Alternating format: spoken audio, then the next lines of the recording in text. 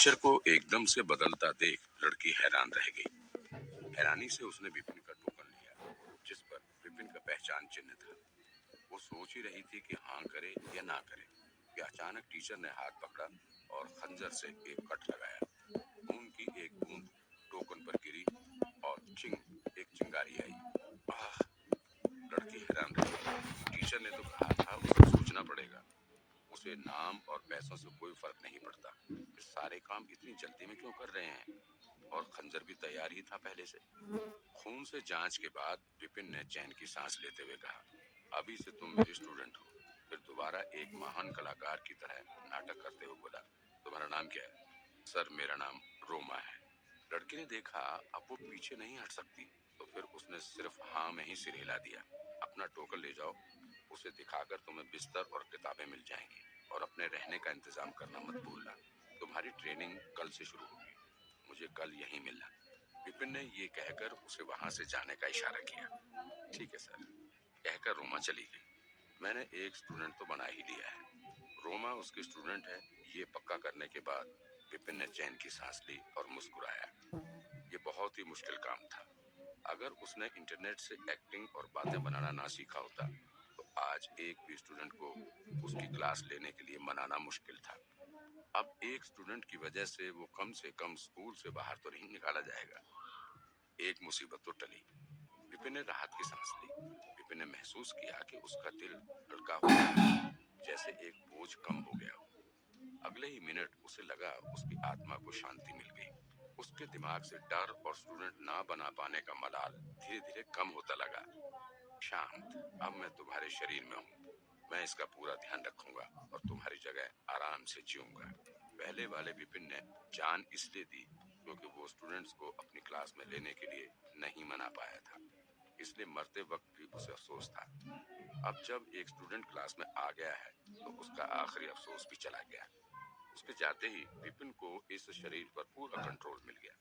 शरीर का पूरा कंट्रोल मिलते ही विपिन ने सोचा, क्यों ना कुछ और स्टूडेंट्स को दाखिला दे दिया जाए। लेकिन अचानक से उसके दिमाग में झटका लगा और पुरानी घंटियों की आवाजें सुनाई देने लगी। स्वर्ग और पृथ्वी बहुत भयानक है। सभी को जानवरों की तरह इस्तेमाल किया जाता है। सूरज ढलता है और चांद छुप जाता है। आकाश में कुछ अजीब नजर आता है। अलग अलग कहावतें सुनाई दे रही हैं। विपिन बहुत खुश हुआ। फिर उसके दिमाग में एक आलीशान महल की छवि बनी। उस पर कुछ अक्षर रोशनी में चमक रहे थे। स्वर्ग का संग्रहालय। वो दरवाजा खोलकर अंदर गया। अनगिनत मीनारें, उन पर किताब के स्टैंड ऊंचे खड़े थे। हर तरीके की किताब, शायद हर सब्जेक्ट पर। एक तरफ खड़े होकर देखो तो पता ही नहीं चल पाता कि शुरू कहाँ से हुआ और खत्म कहाँ है। ये शरीर बदलने वालों को मिलने वाला तोहफा तो नहीं। लाइब्रेरी। मुझे लाइब्रेरी मिली है। उफ, मैं पिछले जन्म में लाइब्रेरियन था। इसका मतलब ये तो नहीं कि इस जन्म में भी लाइब्रेरियन ही बनूंगा। दूसरों को तो तोहफे में बूढ़े, पूर्वज, गैजेट और ना जाने कितनी तरह की जादुई चीजें मिलती हैं, और मुझे लाइब्रेरी, बस एक लाइब्रेरी, ये मेरे किस काम की? विपिन की आंखों के सामने अंधेरा छा गया और उसे लगा वो बेहोश होकर गिर ही जाएगा। लाइब्रेरी इसलिए, ऐसा तो नहीं कि जब लोग मार्शल आर्ट्स करेंगे और मुझ पर तलवार भाले फेंकेंगे तो मैं उन पर किताबें फेंकूंगा। चलो कम से कम ये तो देख लो कि किताबें कौन सी हैं। ये सोचकर विपिन आगे बढ़ा। बेचैनी में विपिन ने एक किताब उठाने के लिए हाथ आगे बढ़ाया, ताकि ये तो पता चले कि लाइब्रेरी क्यों दी गई है उसे। लेकिन किताब की जगह उसके हाथ कुछ नहीं आया। कितनी भी कोशिश करने पर वो कोई किताब नहीं उठा पाया। क्या ये कोई खेल है या फिर किसी तरह का चक्रव्यूह? मुझे लाइब्रेरी दे दी, लेकिन मैं कोई किताब नहीं ले सकता, ना कुछ पढ़ सकता हूँ। आखिर चाहते क्या हो? विपिन को कुछ समझ में ही नहीं आ रहा था। क्या करे, क्या बोले? वो रोने ही वाला था, लेकिन आंसू नहीं आ रहे। आसपास थोड़ा घूमने के बाद विपिन को ये समझ आया कि लाइब्रेरी में इतनी सारी किताबें सिर्फ परछाई है, जैसे पानी में चांद की परछाई दिखाई देती है। ये कर सकते हैं, लेकिन छूना या पकड़ना नामुमकिन। फिर कुछ ना कर पाने की वजह से उसका इंटरेस्ट चला जाता है और वो वापस दुनिया में आ जाता है। लंच टाइम हो गया। लंच के बाद फिर एक दो स्टूडेंट्स को अपनी क्लास लेने के लिए कैसे मनाना है ये सोचूंगा। उसने खिड़की के बाहर देखा। लगता है 12 बज गए। आज सुबह से आए 18 स्टूडेंट्स में से वो सिर्फ एक को ही अपना स्टूडेंट बना पाया है। उसका सक्सेस रेट वाकई बहुत कम है। दोपहर को इसी तरीके से काम नहीं चलेगा। चाहे कुछ हो जाए, और स्टूडेंट्स लेने ही होंगे। आखिर वो एक एडवांस दुनिया से आया है। अगर वो इन पुराने जमाने के लोगों को बेवकूफ नहीं बना पाया, तो वो सिर उठाकर ये कैसे कह पाएगा कि वो एक एडवांस दुनिया से आया है, जहाँ ज्ञान ही ज्ञान है। अंगड़ाई लेते हुए वो क्लास से निकलकर कैंटीन की तरफ चला गया। उसके पिछले जन्म के स्कूल जैसी इस कराटे स्कूल की कैंटीन भी बहुत बड़ी है। इतनी बड़ी कि यहाँ एक बार में 10,000 लोग बैठकर खाना खा सकते हैं। एक स्टूडेंट का टीचर बनकर उसका मूड भी ठीक था, इसलिए खुशी में उसने कुछ मीठा खरीदा और एक कोने में जाकर बैठ गया। खाना टेस्ट में अच्छा था। अरे, ये तो विपिन सर है ना। जब वो शांति से अपना खाना खा रहा था तो एक आवाज आई। ऊपर देखा तो सामने एक आदमी उसे देख रहा था और मुस्कुरा रहा था। उसके चेहरे पर कोई खुशी नहीं थी, बस नकली मुस्कुराहट की झलक थी। रितेश सर? विपिन ने पूछा। रितेश का पूरा नाम रितेश भारद्वाज था। उसने विपिन के साथ ही इस स्कूल में पढ़ाना शुरू किया था।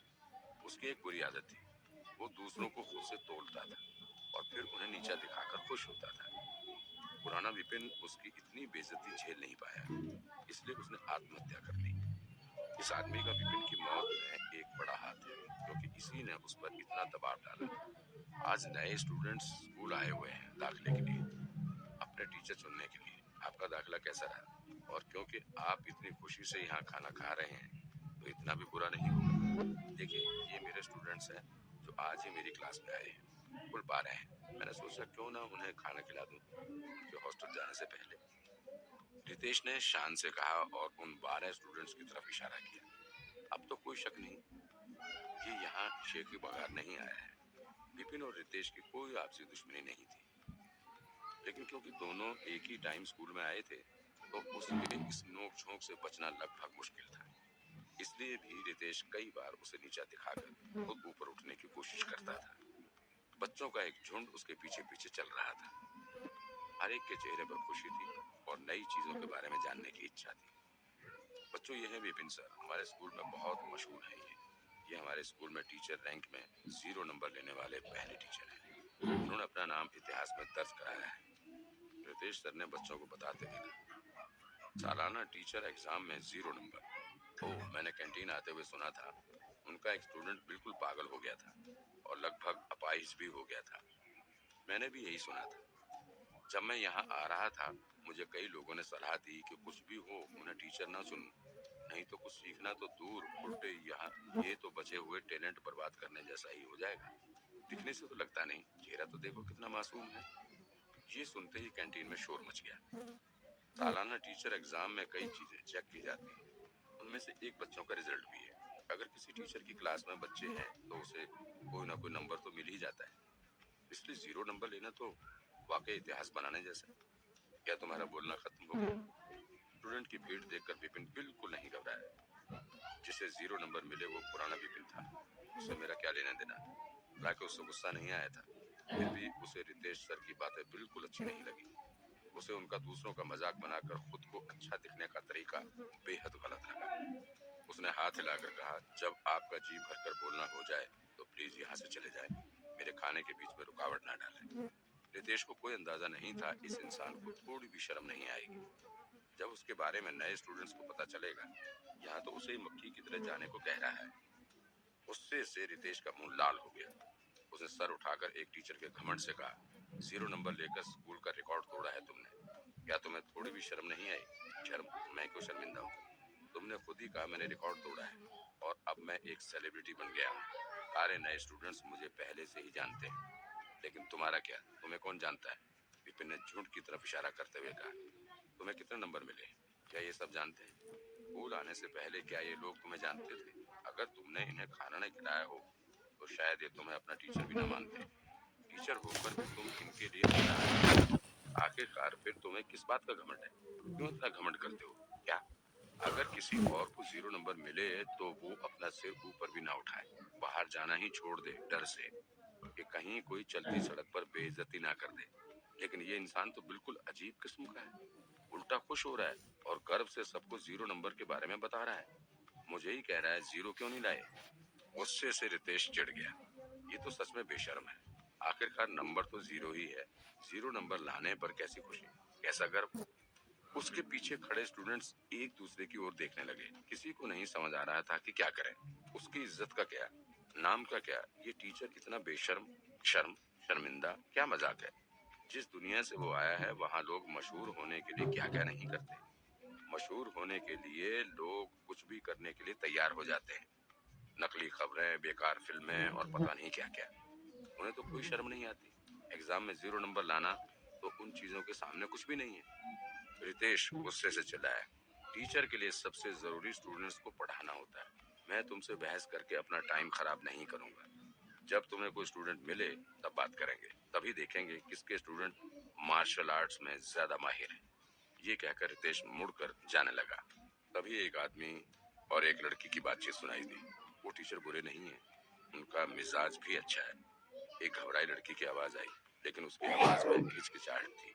मैडम, मेरी बात सुनिए। यहाँ के लिए निकलने से पहले साहब ने मुझे कहा था कि आपको शर्मा सर के पास ही ले जाऊं, लेकिन आप जाना ही नहीं चाहती।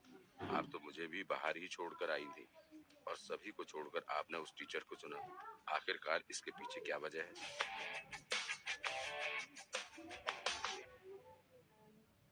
वो एक अच्छे इंसान है।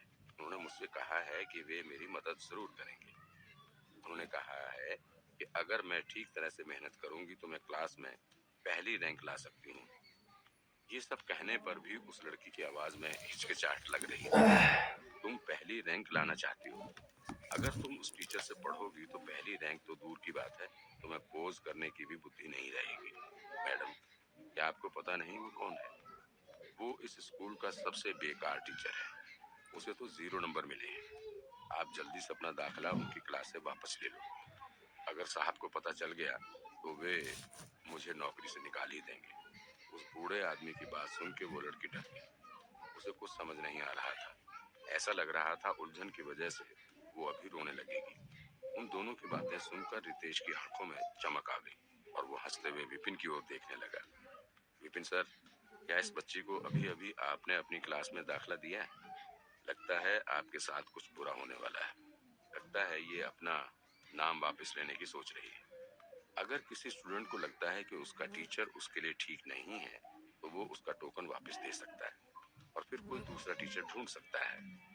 रितेश की ऊंची आवाज में ऐसा कहने पर काफी बच्चों की भीड़ आसपास इकट्ठा हो जाती है। वो लड़की और उसका नौकर भी रितेश और विपिन की ओर देखने लगता है। मैडम, क्या ये वही टीचर है जिनका टोकन आपने लिया? उस बूढ़े नौकर की नजर विपिन पर पड़ी। हाँ, ये वही है, लड़की ने जवाब दिया। नौकर उसी वक्त अपनी जगह से उठकर विपिन की ओर जाने लगा। विपिन सर, मेरी मैडम अपना नाम वापस लेना चाहती है। यह नौकर की जल्दबाजी ने लड़की को हैरान कर दिया।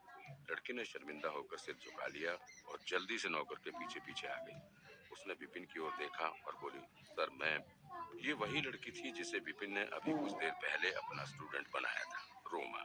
रोमा, तुम्हें पता है कि मैं हर किसी को अपना स्टूडेंट नहीं बनाता। मैंने तुम्हें अपना स्टूडेंट इसलिए बनाया क्योंकि शायद किस्मत में यही लिखा था, वरना आज हमारी मुलाकात क्यों होती।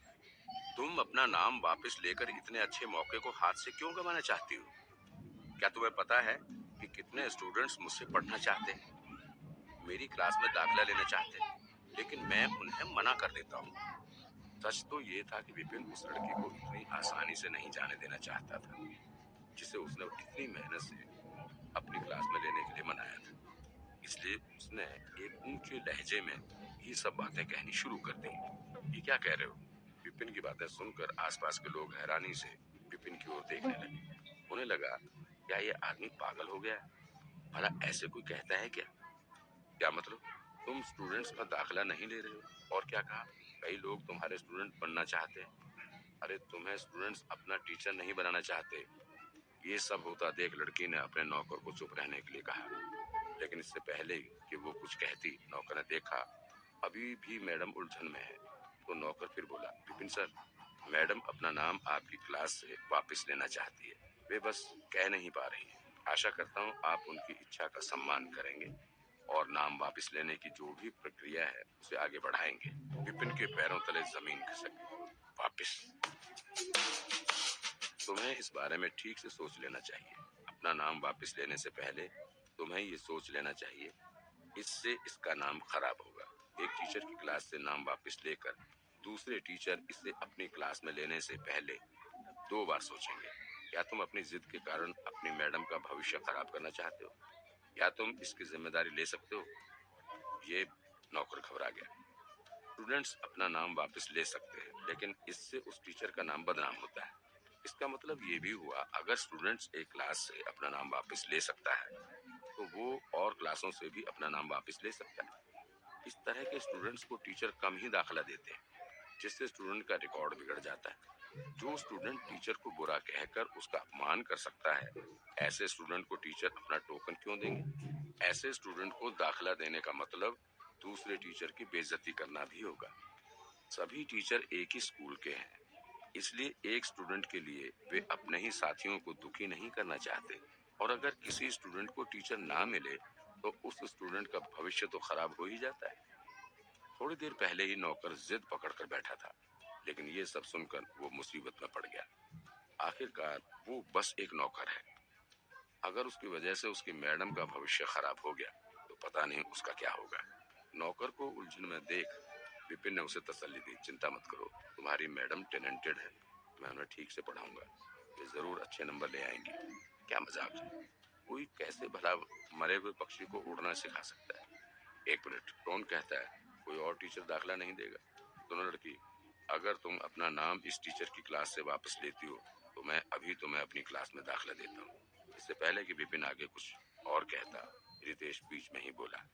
वो तो अभी अभी कह रहा था कि बहस नहीं करूंगा, और मौका मिलते ही फिर शुरू हो गया। क्या ये कभी मुझे चैन से नहीं रहने दे सकता? अब विपिन को गुस्सा आ गया। रितेश, तुम क्या करने की कोशिश कर रहे हो? कोशिश कर रहा हूँ? अरे इस लड़की को तो देखो, टैलेंटेड है, लेकिन डर से कुछ नहीं कह पा रही है। मैं इसका भविष्य कैसे खराब होने दूं? अगर ये नाम वापस लेना चाहती है, तो मैं इसे अपनी स्टूडेंट बनाने के लिए तैयार हूँ। आखिरकार सभी स्टूडेंट्स पढ़ने ही तो यहाँ आए हैं। ये बिल्कुल सही है कि वे उसी टीचर से पढ़ें जिससे पढ़ना चाहते हैं, उससे नहीं जिस टीचर को एग्जाम में 0 नंबर मिले हों। खुशी से रितेश जोर जोर से हंसने लगा। सरेआम स्टूडेंट्स को चुराना, तुम्हें क्या लगता है मैं इस बात के बारे में स्कूल एडमिनिस्ट्रेशन से नहीं कहूंगा? ये कोई मामूली बात नहीं, सरेआम स्टूडेंट्स को भड़का रहा है। हालांकि स्कूल ने टीचर को अपनी मर्जी से स्टूडेंट चुनने की छूट दे रखी है, लेकिन इस तरह से भड़काए जाने को वे हल्के में नहीं लेंगे। ऐसा हो जाए तो स्कूल स्कूल नहीं, टीचर के लिए स्टूडेंट्स हड़पने का मैदान बन जाएगा। स्कूल का माहौल बिगड़ेगा और टीचर भी झगड़ना शुरू कर देंगे। रितेश बोला, स्टूडेंट को भड़काना, ये क्या बढ़ा चढ़ा कर बोल रहे हो? कम से कम स्टूडेंट को खुद टीचर चुनने का मौका तो दो। हम दोनों इसे अपनी अपनी सलाह देंगे, उसे खुद ही फैसला करने दो। क्या कहते हो जाए कंपटीशन? टीचरों के बीच सलाह देने का कंपटीशन। विपिन घबरा गया। उसके पास पुराने विपिन की याददाश्त तो थी, लेकिन उसे उन यादों को इस्तेमाल करना नहीं आता था। ज्यादा से ज्यादा उसे टेक्निक के नाम पता थे, बस। पुराने विपिन को बस नाम बताने ही आते थे, उनके बारे में कुछ पता नहीं था। जब उसे ही नहीं पता था, तो नए विपिन को कैसे पता होगा? ऊपर से सलाह देना, वो पक्का रितेश से हार जाएगा। रितेश को टेक्निक के बारे में उससे तो ज्यादा ही पता होगा। क्या हुआ, चैलेंज मारने से डर गया? ये तो नियमों में साफ लिखा है, टीचर आपस में चैलेंज कर सकते हैं ताकि स्टूडेंट्स सही चुनाव कर सकें। इसे तो भड़काना नहीं कहते ना? रितेश हंसते हुए बोला। उसने अपनी शर्ट की बाजू ऊपर की और ऐसे खड़ा हो गया मानो चैलेंज ही जीत गया हो। स्टूडेंट्स को हम किस चीज पर सलाह देंगे? विपिन को समझ आ गया था, अगर आज उसने इस मामले को ठीक तरह से नहीं सुलझाया, तो उसका इकलौता स्टूडेंट तो वापस चला ही जाएगा, और कोई उसका नया स्टूडेंट फिर कभी नहीं बनेगा। टीचर स्टूडेंट्स को उनके मार्शल आर्ट्स के बारे में कई सलाह दे सकते थे, उनके टैलेंट पर, टेक्निक पर, गलतियों पर। और क्योंकि हर टीचर का टेक्निक अलग अलग है, इसलिए उनकी सलाह भी अलग होगी। चलो एक काम करते हैं, क्योंकि ये सारे स्टूडेंट्स नए हैं, ना इन्हें हम जानते हैं ना ये हमें जानते हैं। हम इन्हें अपने अपने पंच पोज दिखाने के लिए कहते हैं, फिर हम उनकी गलतियों पर उन्हें सलाह देंगे और उन्हें कैसे ठीक करना है ये बताएंगे। उसके बाद फिर पोज करने के लिए कहेंगे। जिसकी सलाह से स्टूडेंट को ज्यादा फायदा होगा वो जीत जाएगा, ठीक है? रितेश कभी इस तरह से स्कूल के दूसरे टीचर को चैलेंज ना करता, लेकिन उसे पता था विपिन को सलाह देना नहीं आता, इसलिए उसे भरोसा था वो विपिन से अच्छी सलाह देगा ही। विपिन घबरा गया। तुम चैलेंज लड़ने से डर तो नहीं गए? अभी तो कह रहे थे कि तुम ही स्टूडेंट्स को दाखिला नहीं देते। अगर वाकई तुम इतने अच्छे टीचर हो तो साबित करो। इस मासूम लड़की का भविष्य तो खराब मत करो। रितेश ने उसे उकसाने की कोशिश की। ठीक है, विपिन ने आस पास देखते हुए कहा। वैसे भी ज्यादा से ज्यादा क्या होगा, वो हार जाएगा, मर तो नहीं जाएगा ना। अगर उसने चैलेंज नहीं लड़ा तो उसका इकलौता स्टूडेंट भी नाम वापस ले लेगा। अब कोई और रास्ता नहीं बचा है। अगर उसे कुछ याद नहीं भी आया तो वो कुछ इधर उधर की बातें करके निकलने की कोशिश करेगा। शर्मनाक है तो क्या हुआ, वो इतनी आसानी से पीछे नहीं हटेगा। रितेश सर और विपिन सर चैलेंज लड़ रहे हैं, इन दोनों में से कौन जीतेगा? ये तो वही है, इसी को 0 नंबर मिले थे, ये फिर भी चैलेंज लड़ रहा है। सच में क्या इसे और बेइज्जत होना है? चैलेंज की बात सुनकर स्टूडेंट्स की भीड़ खाना बीच में ही छोड़कर दोनों की ओर देखने के लिए लग गई। आज दाखिले का दिन था। कई लोगों ने 0 नंबर वाले टीचर के बारे में सुना था, पर कोई उससे मिला नहीं था। सभी जानना चाहते थे कौन जीतेगा। नियमों के हिसाब से तुम मेरे स्टूडेंट को सलाह दोगे और मैं तुम्हारी। स्टूडेंट्स को इकट्ठा होते देख रितेश को और जोश आ गया और वो खुलकर मुस्कुराया। चैलेंज समान हो इसलिए टीचर को अपने स्टूडेंट को सलाह देना मना है, ताकि नकल की गुंजाइश न रहे। उन्हें बस एक दूसरे के स्टूडेंट्स को सलाह देनी है। चैलेंज के नियम और तरीका बताकर रितेश एक महान टीचर की तरह कोने में खड़ा हो गया और लड़की की तरफ देखकर बोला, लड़की यहाँ आओ, मुझे अपना मार्शल आर्ट का बेसिक पोज दिखाओ और फिर अपनी पूरी ताकत से उस दीवार पर मारो। मैं लड़की हैरान होकर विपिन की ओर देखने लगी, फिर हिम्मत कर आगे बढ़ी। उसने रितेश को अपना मार्शल आर्ट बेसिक पोज करके दिखाया। फिर पहले की ही तरह उसकी एनर्जी से हवा में हलचल होने लगी और आखिरी पोज होते ही जोर की आवाज आई। उसके पंच की आवाज पूरी कैंटीन में गूंज गई। अगर किसी ने अपनी आंखों से ना देखा होता तो कोई नहीं मानेगा कि इस घबराई लड़की ने पंच मारा होगा। उसका पोज मजबूत था और पंच जोरदार। कोई देख के ही कह सकता था उसने अच्छी प्रैक्टिस की है। फिर लड़की ने मुड़कर दोनों टीचर की ओर देखा। पोज देखने के बाद विपिन मायूस हो गया। जितना उसे पता था पुराने विपिन को भी नहीं पता था कि क्या गलती निकले। इसमें कोई हैरानी नहीं कि 0 नंबर मिले थे। कोई भी कमी निकालने के लिए उसकी नजर कमजोर थी। रितेश ने मुस्कुराते हुए कहा, अब अपनी पूरी ताकत से उस दीवार पर पंच मारो। वो उसके दिमाग से उसका ध्यान अभी ही हटा था और उसका सिर अभी भी चकरा रहा था। उसे तो पोज का नाम भी नहीं पता। वो गलती कैसे निकाले, सलाह कैसे दे? विपिन सर प्लीज मेरी गलती सुधारें। रोहन आगे बढ़ा और विपिन की ओर देखकर बोला,